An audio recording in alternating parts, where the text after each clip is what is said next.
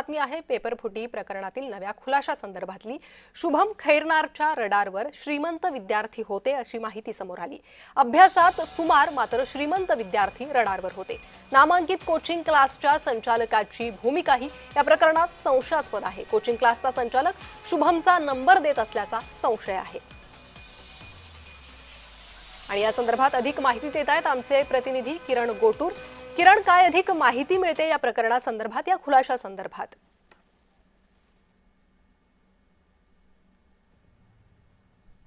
मागच्या काही दिवसांपूर्वी नीट पेपर हे लीक झाल्याचं धक्कादायक प्रकार हा समोर आल्यानंतर नाशिकसह वेगवेगळ्या हे भागातून सीबीआयने आतापर्यंत अनेक लोकांना अटक केलेली आहे।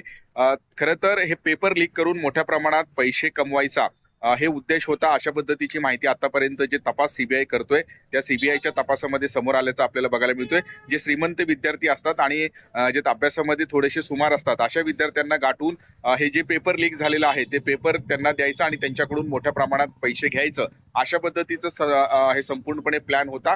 आणि त्याच अनुषंगाने हे पेपर जो आहे तो लीक करण्यात आलेला होता, अशा पद्धतीची माहिती आतापर्यंत सीबीआयच्या तपासामध्ये समोर आल्याचं आपल्याला बघायला मिळतोय। या संपूर्ण प्रकरणामध्ये नाशिक मधून शुभम खैरनार जो आहे याला सीबीआयने अटक केली आणि त्यानंतर हा सगळा जो आहे तो प्रकार उघडकीस आलेला होता। आतापर्यंत नाशिक मधलं शुभम खैरनारचं घर असेल, ऑफिस असेल, इथे वेगवेगळ्या प्रकरणात संदर्भात जाऊन सीबीआयने चौकशी केलेली आहे आणि अनेक महत्त्वाचे धागेदोरे सुद्धा सीबीआयच्या हाती लागलेला आहे।